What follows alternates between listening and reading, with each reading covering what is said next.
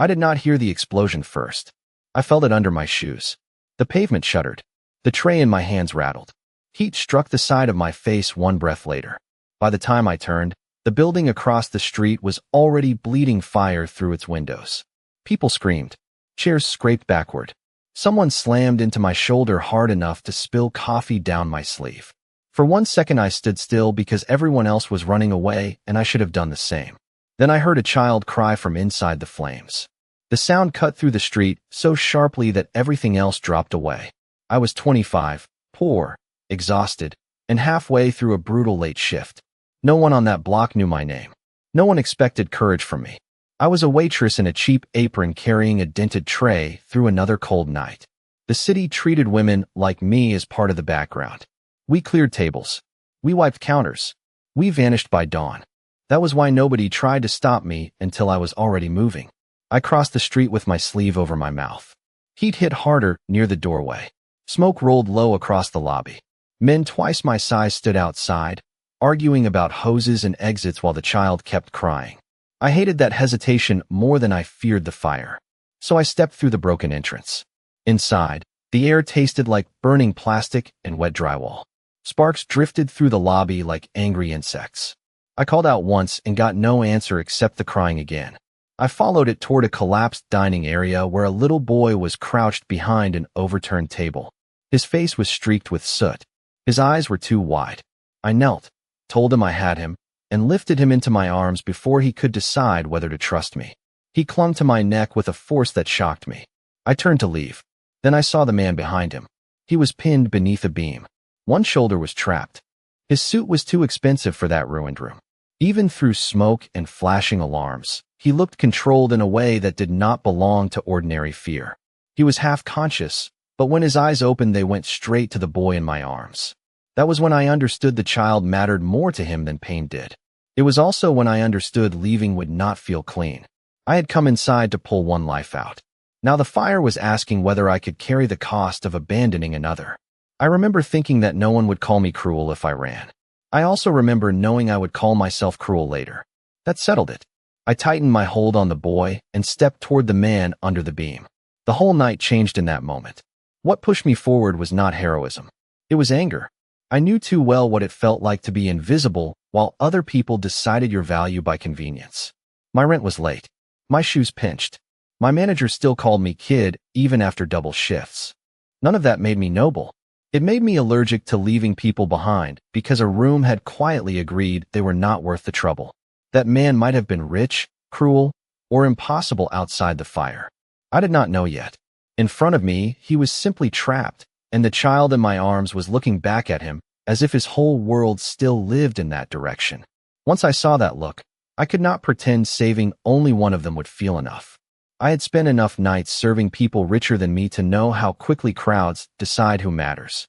In the street, they looked past me until I moved first. Inside the fire, that same invisibility became an advantage. No one expected the waitress to be the person who chose action. It also meant the hook of that night was true in the ugliest way. I did not run from the fire. I ran into it, and the second I crossed that doorway, fate stopped asking politely. Even now, when I think about that first turn toward the flames, I remember how ordinary I felt. Fate rarely announces itself. Sometimes it just sounds like one child crying while everyone else hesitates. The city had ignored me for years. That night it finally had to see me. The boy clung to my shirt as if I were the only steady thing left in the world. Every instinct in me said to run while I still could. Instead, I crouched beside the trapped man and tested the beam with my free hand. It was heavier than I expected and hotter than it looked.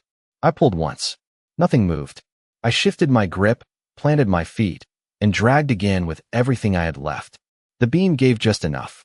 The man sucked in a breath that sounded torn out of him. He tried to push himself up, failed, and looked at me as if he were memorizing my face for later. There was nothing soft in that stare. It was sharp, alert, and frighteningly awake for someone who had almost burned to death. I slid under his arm, got him to his knees, and realized at once that this rescue was bigger than my strength. I had a child in one arm and a grown man leaning against the other side of my body. The smoke was thickening. Something heavy crashed in another room. I told him we had to move now. He did not waste time asking who I was or why I had come back. He only forced himself upright and followed the pressure of my shoulder.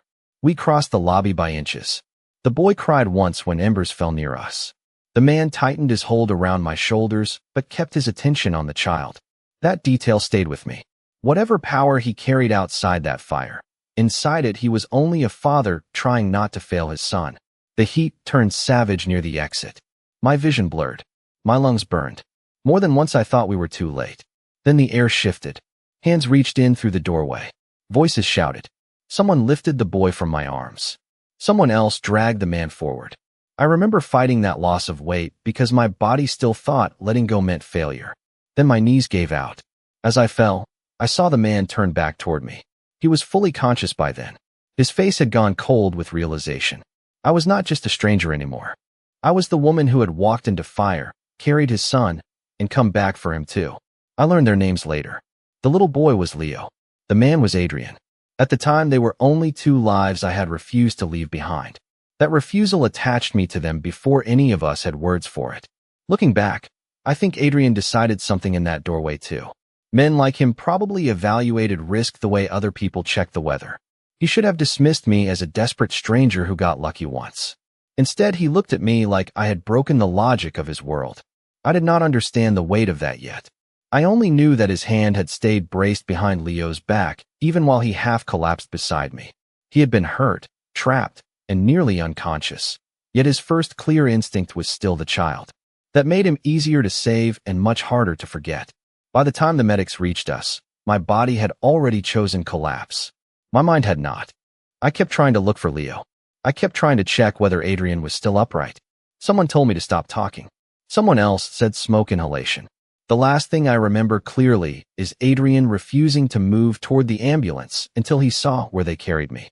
The fire stripped everything down to weight, breath, and decision. There was no room left for class, reputation, or fear dressed up as reason. There was only the child in my arms, the man at my side, and the knowledge that if I stopped moving, all three of us would lose. Later I would remember how absurd it felt that my small body had become the hinge for both of theirs. At the time, absurdity did not matter. Motion did. I think that was the first moment he stopped seeing me as part of the crowd. I had interrupted a death he believed someone else had already purchased. I did not know then that people would later call that rescue brave. Inside the smoke, it felt much simpler. It felt like refusing to let fear choose which life counted more. I woke to cold air, antiseptic, and the steady rhythm of a monitor. For a few seconds, I could not understand why breathing hurt or why my arms felt as if they belonged to someone else. Then the fire came back all at once. I tried to sit up. A hand pressed gently against my shoulder before I got far. A voice told me to stay still. I turned and found Adrian standing beside the bed. He looked as though he had changed nothing except the ash on his cuff. His face was composed. His eyes were not. They were fixed on me with an intensity that made the room feel smaller. I asked about Leo before I asked where I was. Adrian said he was alive and stable. Relief hit hard enough to weaken me. Adrian noticed. He noticed everything. That was clear within minutes. He asked what I remembered about the fire. I answered in fragments because my throat hurt and my head still felt full of smoke. I told him about the child crying, the collapsed beam, and the blocked path near the service stairs. Adrian listened without interrupting. He did not thank me first. He did not perform gratitude. He listened like details where currency and survival depended on precision. I should have resented that. Instead, it made him easier to trust because panic would have been useless. When I told him I had seen no firefighters near the rear exit, something in his expression hardened. He said the first response team had found the alarm line cut before the fire spread. He also said his driver and one bodyguard had vanished before the blast reached the lobby. Those facts turned the whole night into something colder. It had not been bad luck. It had been arranged. Adrian let that truth sit between us for a moment. Then he said the part that changed the room. The people who planned his death had also seen me leave the building with Leo. That meant I was no longer just a witness. I was part of whatever had gone wrong for them. He offered me a private doctor, security, and enough money to disappear for a while. I refused all of it on instinct. I told him I had not gone into that fire to be purchased afterward. His mouth moved like the ghost of a reaction. He said he had not meant the offer as payment. I said that was how it sounded. For the first time, he adjusted his approach instead of forcing it. He apologized without dressing the word up. Then he thanked me directly. That mattered more than the money ever could have. Before I could answer, Leo's nurse knocked and asked whether the child could come in. Adrian looked at me before he answered her. That small pause told me he already understood something I had not accepted yet. The fire had bound all three of us together. None of us was leaving unchanged. I also noticed something else in that room. Adrian never once asked whether I regretted going back for him. He asked about sequence, exits, and witnesses. He asked what I smelled and what I saw. He did not ask for emotional reassurance because men like him probably stopped expecting that years ago. That absence told me almost as much as his questions did. He was used to loyalty purchased through debt and fear. He did not know what to do with help given freely. That made him dangerous in one direction and strangely honest in another. Hospitals are supposed to make danger feel finished. That room did not. Adrian carried too much stillness for a man who had survived by luck alone. Even before he explained anything, I could feel unfinished violence standing just outside the door with his name on it. That was why his thanks mattered. It sounded unpracticed. Men who control rooms for a living rarely sound surprised by help. Adrian did. It also explained why his attention felt so exact. He was not only studying me. He was studying the point where his planless survival had crossed into my very ordinary life. That was the first hint that Adrian's world moved on information before emotion. It was also the first hint that he might finally be forced to change because information alone had failed his son. After that, nothing in my life could honestly be called untouched. Leo stepped into the room like he was afraid I might vanish if he moved too quickly. The second he saw me awake, his shoulders dropped. That reaction hit harder than anything Adrian had said. Children do not fake relief well. They either trust you or they do not. Leo trusted me completely after less than an hour of knowing I existed. I held out my hand. He crossed the room and climbed onto the edge of the bed without asking permission from anyone. The nurse looked startled. Adrian looked thoughtful in a way that was more unsettling. Leo did not speak. He only leaned into my side and washed my face as if he were checking whether I was still solid. I told him the fire was over. I told him his lungs were clear. I told him he had done the hardest part already.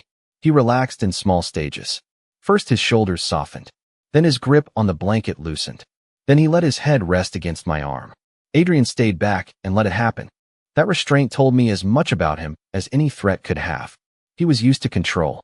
He also knew enough not to force his son through fear for the sake of pride. The nurse returned to check Leo's oxygen reading and admitted she had not been able to place the mask properly earlier because he panicked every time someone new got too close. Leo allowed it when I spoke first. Adrian heard that and looked at me like a new equation had entered his life. The room changed after that. He no longer treated me only as the waitress who had seen too much. He treated me as someone Leo had chosen. That choice carried weight. After Leo drifted into a light sleep against my side, I asked the nurse whether I could be discharged by morning. She gave Adrian a quick look before answering, which told me enough. His people were already shaping the room around us. When the nurse left, I told Adrian I did not like being managed through silence. He answered with unusual honesty. He said silence was safer than panic until he knew which names inside the hospital could still be trusted. I believed him and hated believing him. The contradiction was exhausting. Adrian moved closer then, but not threateningly. He explained that the lower floor had been compromised twice since I woke. Once through records access. Once through a false maintenance request. He said he would move Leo to a restricted pediatric suite before dawn. Then he added that I was part of that move. I told him I was not one of his decisions. He looked at his sleeping son before he looked back at me. His answer was calm and impossible to ignore. Leo had already decided something for both of us. I did not understand how true that was until the next time the child woke. Part of me still wanted to leave before that truth settled deeper. I wanted my apartment, my ugly lamp, my own stale sheets, and a life where smoke only meant kitchen accidents. Yet every time I imagined walking out, I saw Leo opening his eyes to another room full of unfamiliar adults. I also saw Adrian letting that happen because he believed it was safer to keep attachments temporary. That belief felt like a wound passed down through money and fear. I was beginning to realize my problem with Adrian was not that he controlled too much. It was that he had forgotten ordinary tenderness could be a form of protection. That was the first time I understood Leo was not attached to me out of confusion. He was choosing where his fear eased. Children do that without politics. They move toward the person whose presence makes the room feel possible again. I did not want that choice. Wanting had nothing to do with it. The child had already built one fragile thread of trust, and everyone in the room knew it. Trust from adults can be negotiated. Trust from a frightened child arrives like weather. It is either there or it is not. I knew better than to romanticize that dependence.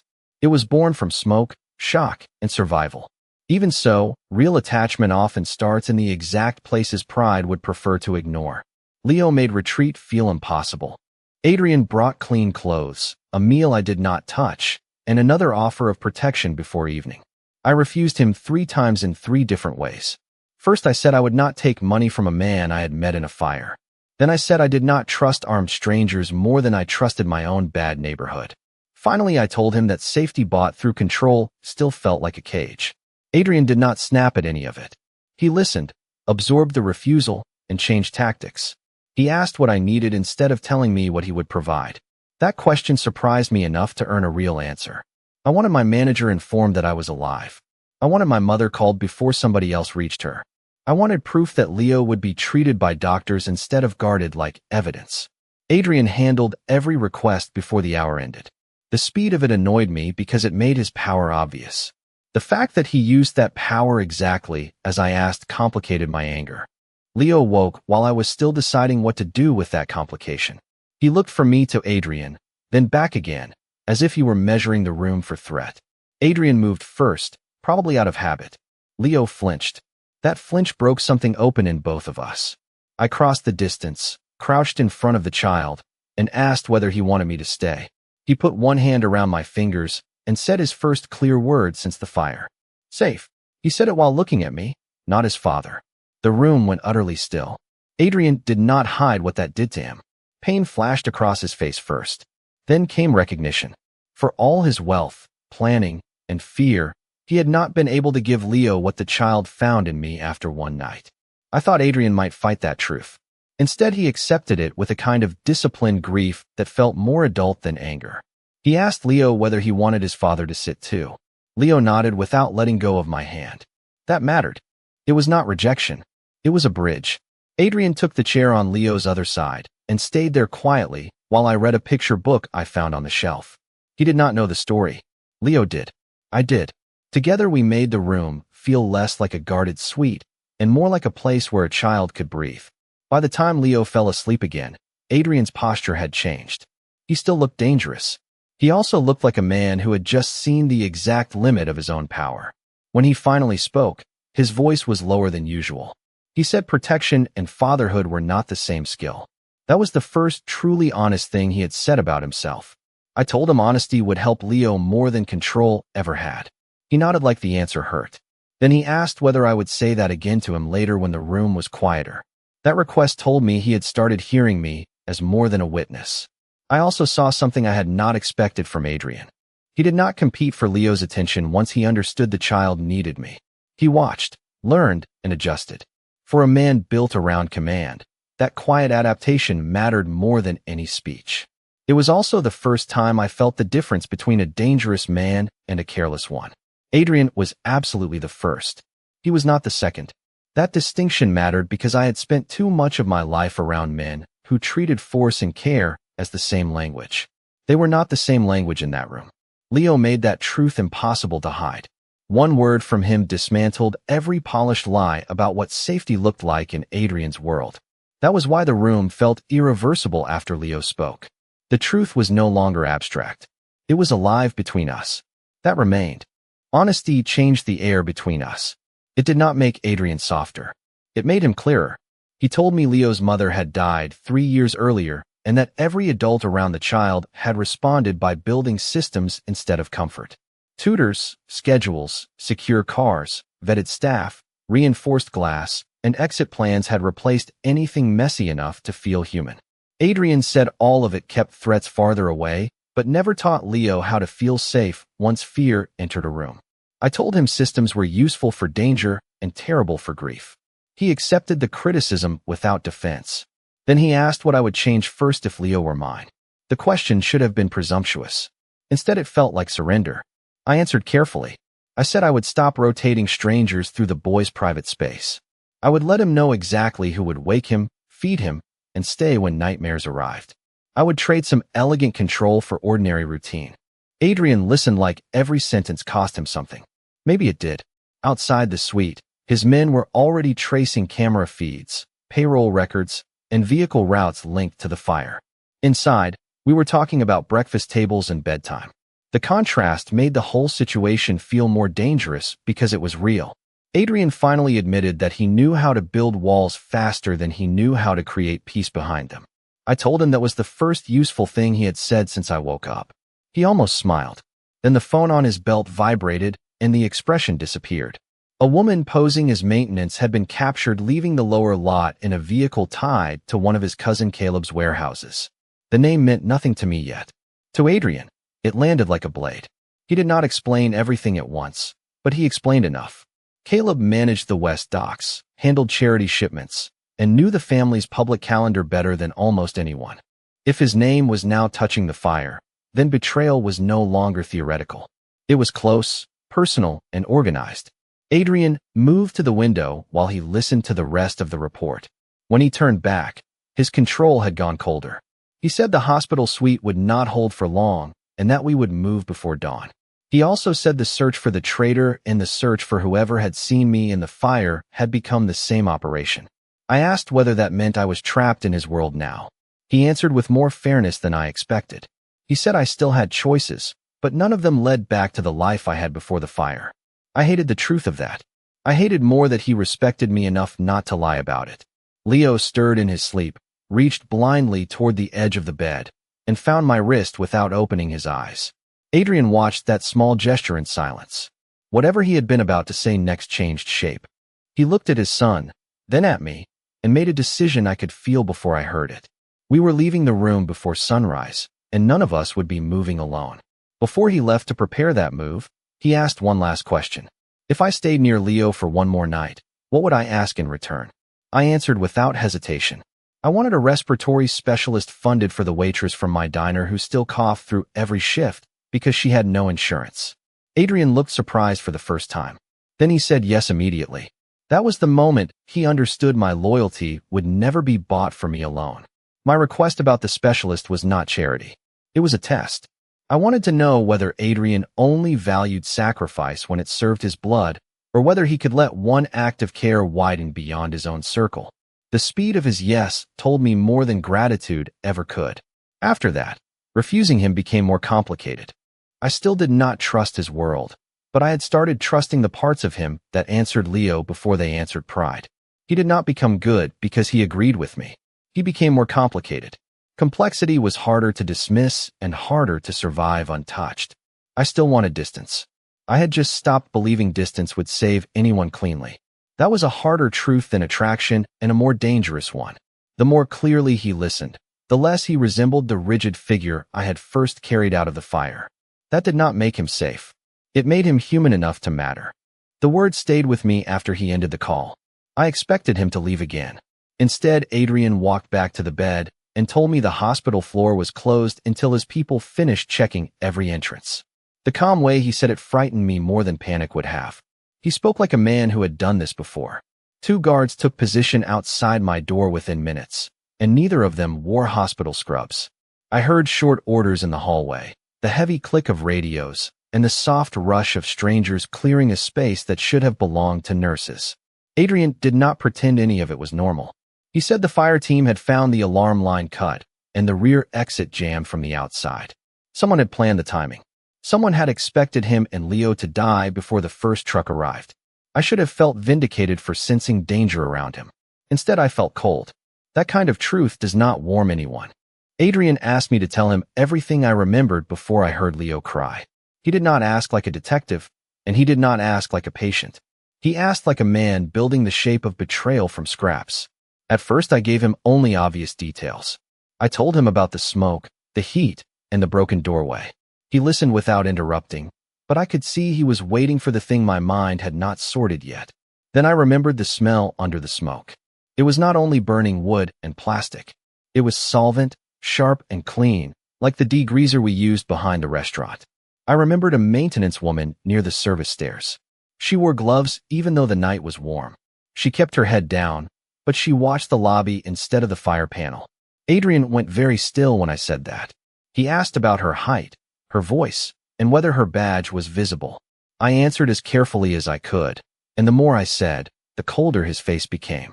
He stepped into the hall, spoke 3 sentences into his phone, and returned looking as if part of the puzzle had just turned in his hand. The woman in maintenance was already gone. The hospital had no one on shift matching my description. That meant the fire had followed us farther than I wanted to believe. Adrian thanked me then, directly and without charm. The word surprised me because it sounded like respect instead of relief. I told him respect was not the same as trust. He said he knew the difference. That answer landed harder than his gratitude. I asked when I could leave. He did not circle the truth or soften it. He said not tonight. He said the people who set that fire would already be looking for the waitress who carried his son out and pulled him back from death. He offered money, a private doctor, and a guarded apartment before morning. I refused all of it. I told him I had not run into that building for a reward, and I would not let fear by my silence afterward. Something changed in his expression when I said that. He stopped speaking to me like a witness and started speaking to me like a person with a say. Then Leo woke. He did not cry at first. He looked around, saw the strange room, and inhaled like a child bracing for nightmare to begin again. Adrian moved toward him at once, but Leo turned away and reached for me instead. Instinct did the rest. I sat beside him, took his hand, and told him the air was clean. I told him the fire was over. I told him he was allowed to sleep again. His body eased piece by piece while Adrian stood on the other side of the bed and watched the fear leave his son by listening to my voice. The nurse who came to check Leo froze at the door when she saw it. Later she told Adrian that Leo had not let anyone touch the oxygen line until I spoke first. That was the first moment I understood how much the rescue had changed all 3 of us. Adrian was no longer only the dangerous man from the fire. He was a father watching someone else reach the place he could not. Leo was no longer just the child I had carried through smoke. He was the living proof that one decision inside that building had altered more than survival. I was no longer only a tired waitress with burns on my arms and soot in my lungs. I was a witness, a problem, and somehow a comfort. When Leo drifted back to sleep, Adrian lowered his voice and said he would move us upstairs to a restricted pediatric suite before sunrise. I told him I was not part of his us. He looked at Leo, then back at me, and said that was no longer true, whether either of us liked it or not. The move happened just before dawn.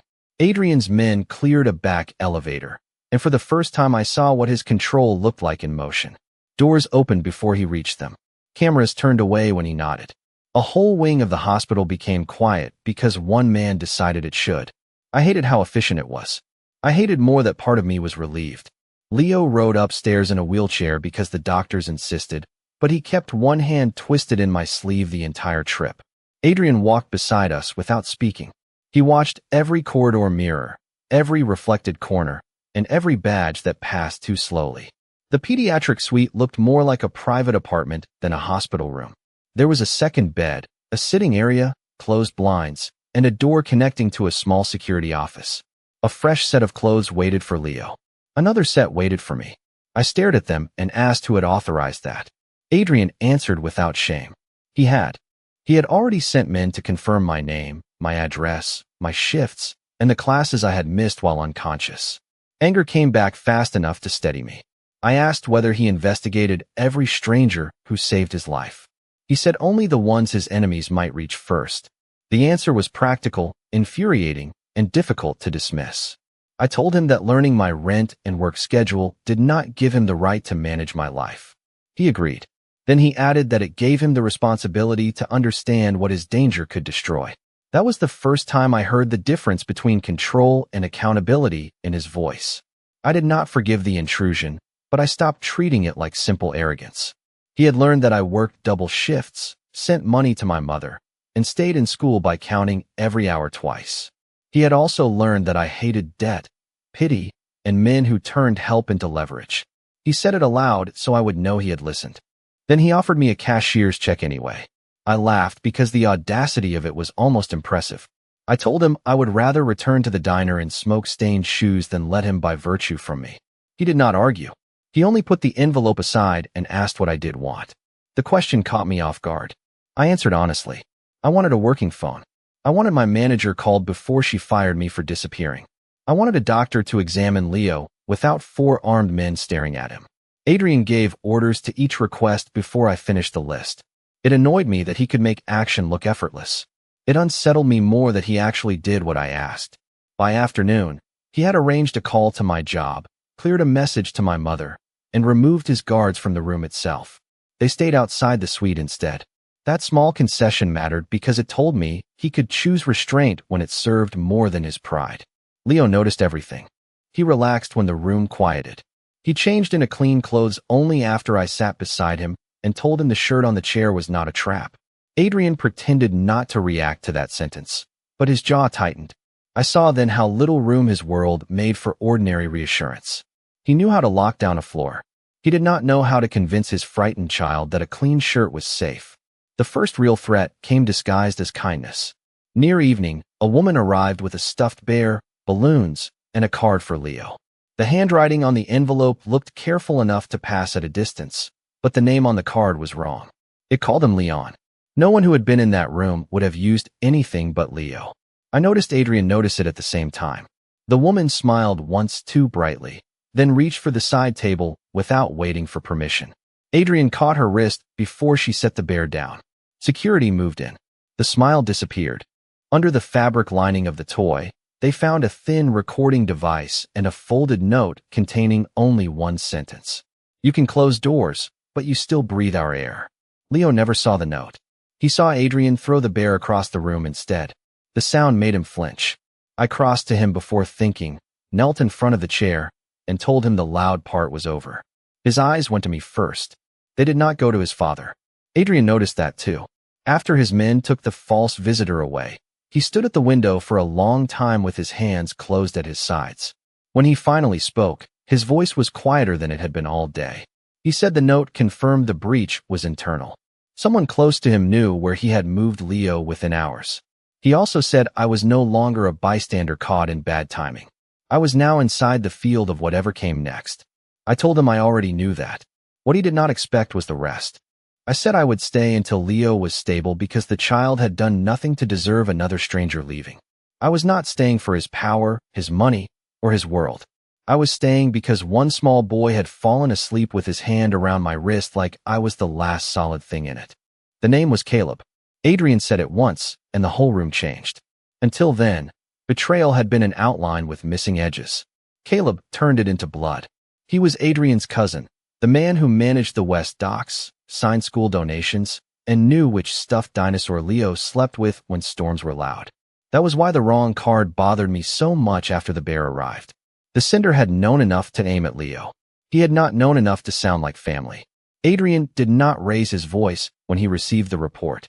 He simply asked for the second phone, dismissed everyone except me and Leo, and called Caleb while standing beside the dark window. I should have looked away. Instead, I listened because by then silence had already stopped protecting me. Caleb answered on the second ring and sounded amused until Adrian mentioned the fake gift. Then the line went still. No one confessed in plain language. Men like that rarely do. They fenced with facts instead. Adrian asked who had access to the pediatric floor list. Caleb asked whether grief had made Adrian paranoid. Adrian said the maintenance woman from the fire had already been identified entering one of Caleb's warehouse garages 2 hours earlier. Caleb laughed once, too quickly. That sound was the closest thing to panic I heard all night. Adrian did not shout after that. He recited times, camera angles, badge numbers, and payment routes with the slow precision of a man sliding nails into a coffin one by one. By the time the call ended, I knew 2 things. Caleb had not expected the waitress to remember a smell. Adrian had not expected the cousin he had kept close to aim at Leo. When he lowered the phone, the distance in his face was worse than anger. It looked like grief disciplined into strategy. Leo was awake for part of the call. He did not understand the names, but children understand tone better than adults admit. He climbed off the bed, crossed the room in sock feet, and stood between us like he could feel a storm moving through language. Adrian crouched in front of him at once. He asked whether Leo wanted water, the tablet, or the nightlight brighter? Leo ignored every option and turned toward me. His lower lip shook once before he spoke the first full word I had heard from him since the fire. Safe. He did not whisper it into the room. He pointed at me when he said it. No declaration Adrian made that day had landed as hard as that one small word. The nurse at the doorway pressed her hand over her mouth. Adrian stayed very still. Then he looked at me with an expression I had not seen from him before. It was not possession yet. It was recognition mixed with helplessness. He had men, money, and information. I had become the place where his son could breathe. I knelt and opened my arms. Leo stepped into them without hesitation. I told him his father was angry at the right people, not at him. I told him grown men sometimes sounded cold when they were trying not to break. Adrian looked away when I said that. He knew I had seen something true. After Leo settled again, Adrian asked me to tell him honestly whether Caleb had ever been mentioned near the fire scene. I said no, but I remembered a black sedan idling across the street before the first sirens reached us. One of the men near it had kept touching an earpiece with his left hand. Adrian asked why that mattered. I told him Caleb had done the same thing when the phone rang earlier. The habit was tiny, stupid, and human. That was exactly why it stayed in the mind. Adrian called his head of security back into the room and ordered every clip from the block reviewed for left-handed comm use. The speed of his pivot told me he trusted detail when pride could not save him. By midnight, they had a frame match from the restaurant cameras. Caleb's driver had been on the block before the fire trucks arrived. That ended doubt. It also ended any illusion that I could walk away untouched. Adrian told me as much, but not in the cold voice from before. He said I had become the witness who could tie memory to evidence. He said my recollection had already redirected where his people were searching. I answered that none of it changed what Leo needed. He needed dinner, sleep, and one night without adults turning every room into a battlefield. Adrian accepted that faster than I expected. He ordered the lights dimmed, sent the last guard from the inner door, and sat on the far side of Leo's bed while I read a picture book I found on the shelf. He did not know the story. I did. Leo fell asleep before the ending. Adrian stayed seated after that, hands clasped, looking older than he had in daylight. When he finally spoke, he did not talk about Caleb, revenge, or control. He asked me why I had come back for him after saving Leo. The answer took less time than fear had. I told him I knew what it felt like when a room silently decided one life was expendable. I could not become part of that decision and still live comfortably inside myself. Adrian absorbed that without blinking. Then he said something that changed the shape of the night again. He said no one had spoken to him that plainly in years. That was when I realized Caleb's betrayal had not begun with money. It had begun with a house full of people who treated Adrian like a position before they treated him like a man. By morning, the suite looked less like a hideout and more like a test. Men came and went with reports. Doctors checked Leo. Security replaced locks on a room built to heal children, which felt obscene to watch. The only person who seemed untouched by the choreography was Leo himself. Once he had eaten toast and juice, he sat cross-legged on the rug with a box of blocks and kept building the same small tower. Every time the hall radio crackled, he knocked it down and started again. I watched him do it 3 times before I understood he was teaching himself calm with his hands. Adrian saw it too. Instead of calling a nanny or passing the moment to staff, he sat on the carpet beside his son in a suit that still looked too sharp for the room and built the 4th tower with him. It leaned. Leo corrected it. Adrian let himself be corrected. That did more for the room than any guard outside the door. When Leo finally went for a supervised scan, Adrian and I were alone for the first time without smoke, panic, or interruption forcing the shape of the conversation. He poured coffee for me before I asked. I took it because exhaustion had stopped making small refusals feel principled. For a while, we only watched the empty rug where Leo's blocks remained standing. Adrian broke the silence by telling me Leo's mother had died 3 years earlier from a sudden aneurysm while traveling. Since then, every person in his world had tried to solve grief with structure. Tutors, bodyguards, perfectly planned schedules, safe cars, and controlled rooms had replaced ordinary comfort. None of it had taught Leo how to feel safe. I said safety was not the same as surveillance. Adrian did not defend himself. He said he knew that now more clearly than he wanted to. His honesty made it harder to keep him in one shape. I had liked him better when he fit the outline of a cold, powerful man. Real people demand more thought. He asked what I would change first if Leo were mine. I said I would start smaller than his empire. I would let the child know who tucked him in. I would give him breakfast at the same table. I would let him keep one toy in bed, even if it clashed with somebody's idea of order. I would stop sending new faces into his room whenever fear rose in the building. Adrian listened like the answer hurt. Maybe it did. He admitted he had built systems for threats he understood and ignored the quieter damage those systems left behind. That admission was the first real sign of change I saw in him. It was not softness. Adrian was not built for softness. It was willingness.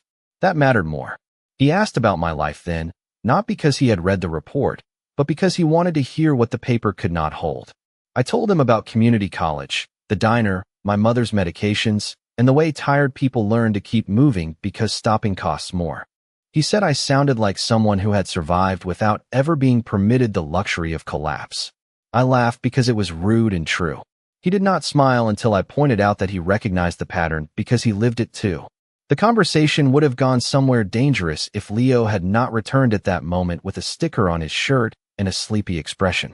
He climbed straight into my lap, took one look at the untouched coffee on Adrian's side table, and told his father it was cold.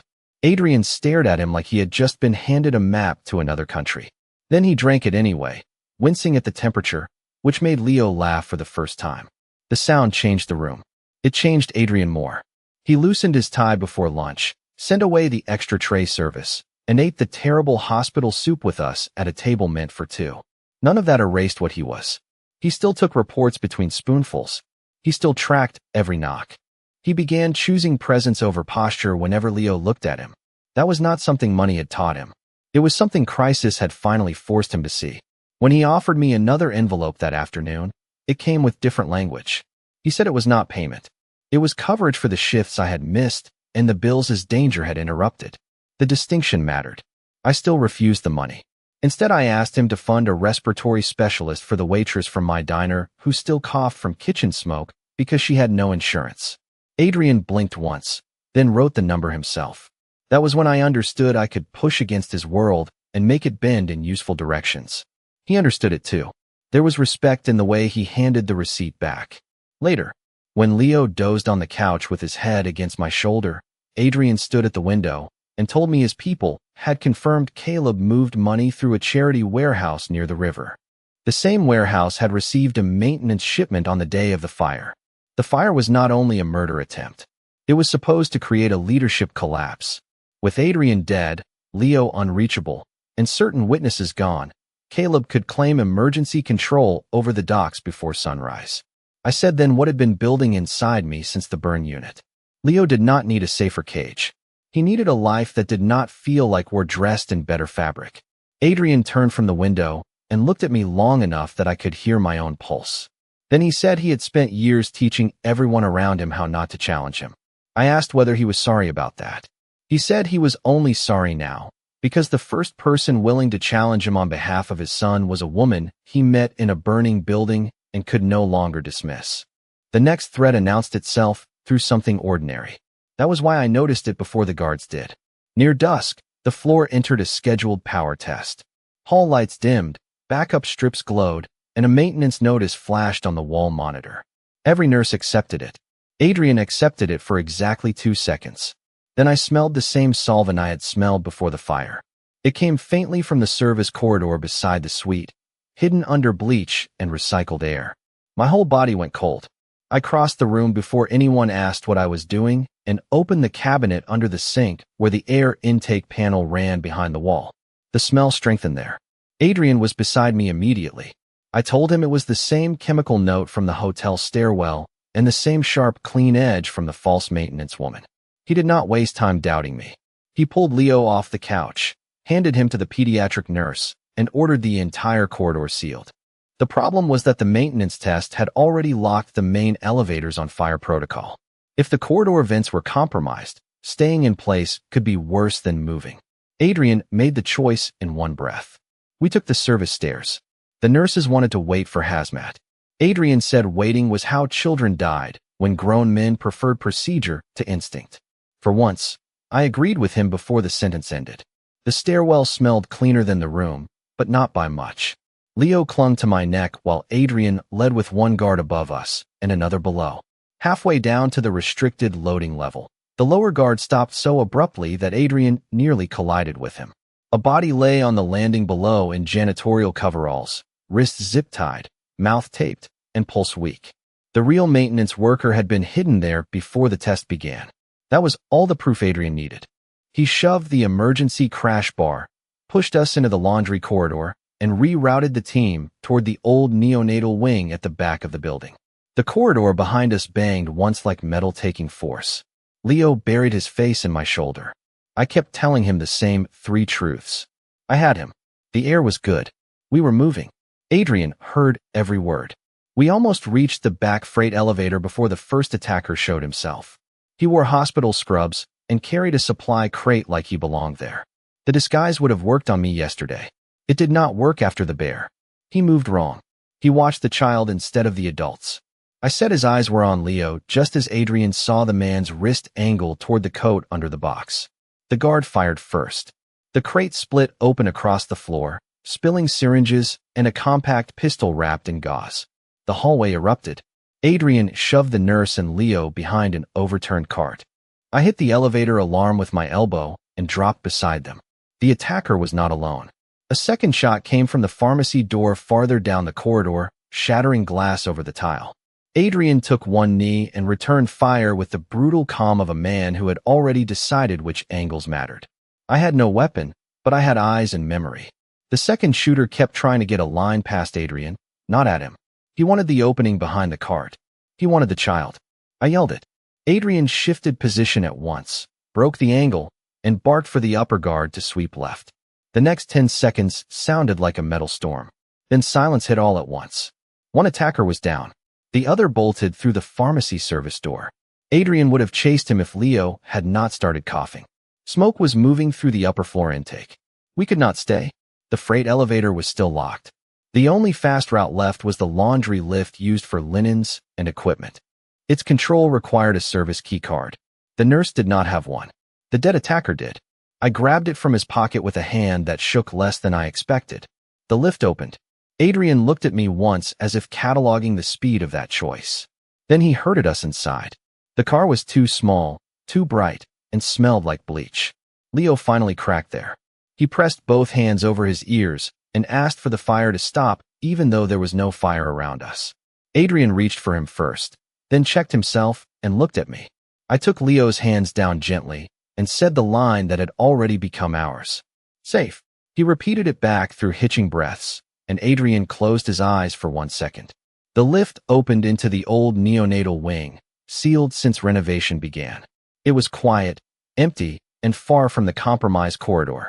Adrian set guards at both ends, then turned on the lead doctor who had signed off on the fake power test. The man swore he had approved nothing. His login had been cloned.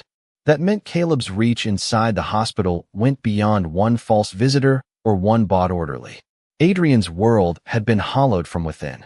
He did not spend that fury on me. He asked what else I noticed.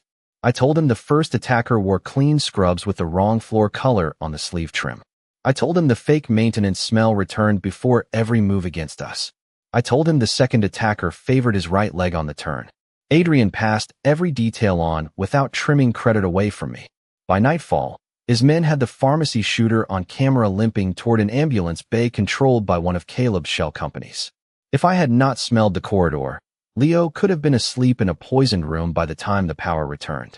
Adrian said I had saved his family twice in less than a day. I answered that his family still needed a world where a child could reach bedtime without ambush drills. He said he was beginning to understand that survival and living were not the same demand. We left the hospital just before sunrise in an unmarked pediatric transport van, which felt obscene and necessary at once. Adrian hated the disguise. I could tell because he checked the route himself and rode facing the rear doors with a pistol hidden under a folded blanket. Leo slept against my shoulder for most of the drive, worn out by fear, medicine, and the kind of exhaustion children should never learn. When we reached the river property Adrian called Site 7, I understood why Caleb wanted it seized. It was a command point disguised as a restored ferry office, with sight lines to the water, independent power, and 3 exits ordinary visitors would never notice. Adrian's clean people were already there. Their relief at seeing Leo alive told me how much the night had been expected to end differently. For the first hour, the building moved like a restrained emergency room. Medics checked Leo again. Lawyers arrived with sealed files. Two captains from Adrian's dock operation delivered manifests taken from Caleb's warehouse before dawn. The stolen route package matched them exactly. Every column connected to cargo moved through relief channels. Every coded time stamp mapped to a security handoff, and every handoff pointed back to the same cluster of false charities. Adrian did not celebrate. He reviewed each page and signed 3 authorizations that stripped Caleb's control over the West docks before the man even knew how quickly the ground had shifted. When the room finally emptied, he asked me to join him on the balcony overlooking the river. Morning light had turned the water pale steel. Adrian told me Caleb had fled the warehouse before capture, but left enough evidence to bury half the operation and expose the other half to federal seizure. He said my description of the maintenance woman, the gift card, and the solvent in the vents had closed the gaps faster than his investigators could have alone. I told him that did not make me one of his people. He accepted the correction. Then he said I was still one of the few people whose presence changed Leo for the better. That was harder to argue with. He offered me a guarded apartment again, but differently this time. No envelope. No assumption. No orders hidden inside courtesy. He said I could leave once the federal contact he trusted arrived and took my statement. He said I could walk away after that and never see him again if that was the safest answer for me. The room between us shifted because it was the first time he gave me a real exit instead of explaining why none existed. I asked whether he meant it. He said yes. I believed him, which was more dangerous than if I had not. I told him my answer depended on Leo. If I stayed in any part of this, it would not be because I had been dazzled by power or trapped by gratitude. It would be because a frightened child had learned my voice in smoke and kept reaching for it afterward. Adrian said that was the only reason he would accept. Then I told him the other condition. If he wanted me anywhere near his world, he would have to stop confusing protection with possession. Leo needed a father, not a warden with better suits. Adrian did not get angry. He listened. He said he had spent years believing safety meant eliminating every variable, every soft point, and every unplanned attachment. The night of the fire had proven the opposite. The variable he did not control had carried his son through flames, identified the breach in his hospital, and forced him to see the child in front of him instead of the air behind him. I said I was tired of men with money believing they could reshape other lives by force and call it destiny. If there was anything between us beyond survival, it would live or die by consent. Adrian held my gaze and said he would rather earn one honest choice from me than command 10 empty ones from everyone else. It was the most unguarded thing I had heard from him. Inside, Leo woke and called for water. The spell of the balcony broke cleanly. Adrian got there first, handed Leo the glass, and stayed long enough to hear his son ask whether the loud men were gone. Adrian knelt beside the bed and answered without evasion. He said some of them were gone, and the rest would be handled. He also said the room was safe, the doors were guarded, and Emily was still here. Leo relaxed immediately. Then he took his father's sleeve in one hand and mine in the other, as if his body had made a bridge before either of us understood the shape of it. Adrian looked at our joined hands and did not pull away. Neither did I. Later that afternoon, Lena Ortiz arrived from Norfolk with 2 federal marshals and a stare sharp enough to cut varnish. She took my statement in a closed office, compared the route strip to the warehouse files, and confirmed what we had already guessed. Caleb's network had sold humanitarian corridors to traffickers and weapons brokers for years. The fire was meant to erase a succession problem, an evidence problem, and a witness problem in one stroke. When the interview ended, Lena told me I had enough information to vanish into federal protection if I wanted it. Adrian was not in the room when she said it. That made the choice cleaner. I looked through the office glass and saw Leo asleep on the couch outside, one hand still curled in the fabric of my borrowed sweater. Then I saw Adrian across the hall, arguing with one of his captains because the man wanted more guards in Leo's room than I had agreed to. Adrian overruled him. That mattered too. I told Lena I would give full testimony and accept temporary protection.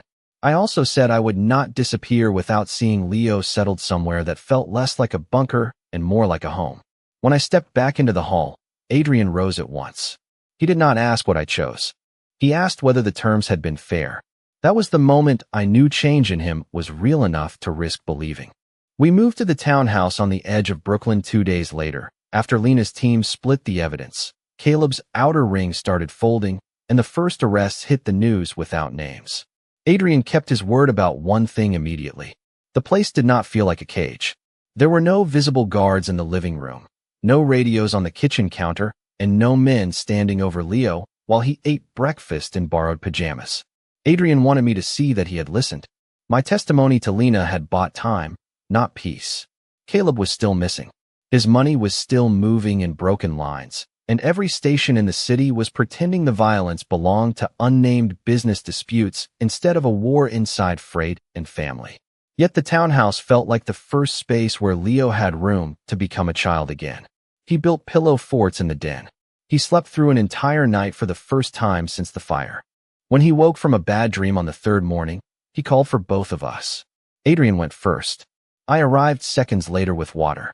Leo took the glass from his father and my hand from the other side. By then the bridge between us no longer felt accidental. It felt lived in. Adrian changed in smaller ways after that. He let the boy leave crayons on the library table. He began answering some questions with patience instead of precision. When he crossed the townhouse threshold, he looked for Leo first and me second, and I hated how much I had begun to expect that pattern. One evening, after Leo fell asleep on the den sofa with a book open on his chest, Adrian found me in the kitchen staring out at the city lights. He told me Caleb's last financial route had been cut. The remaining men around him were turning because survival had finally outweighed loyalty. For the first time since the fire, Adrian sounded tired in a human way rather than a dangerous one. He asked whether I still planned to leave once Lena moved me to the next safe apartment. I answered honestly. I said I did not know. That uncertainty was the most dangerous truth I had given him. Adrian stepped closer, but not in the old way. He stopped where I could still move freely and looked toward Leo before looking back at me. He asks for you every morning, he said. I know, I answered. So do I, though I have better manners about it. I told him wanting was not the same as earning. He agreed. Then he said he was not asking for easy. He was asking for truth. So I gave him mine. I said I had run into a burning building because I could not leave a child alone. I had stayed afterward because that child kept reaching for me. Somewhere between those two decisions, I had also started seeing the man behind the myth, and that had become its own problem. Adrian listened with his pride held back from the door. When he answered, his voice was low enough to feel private even in the kitchen. He said I had already changed the way Leo slept, the way he trusted, and the way that house breathed. Then he said I had changed him too. I looked down because the weight of that honesty needed somewhere to land. Adrian stepped closer only when I lifted my face again. Emily, he said, and there was nothing cold left in my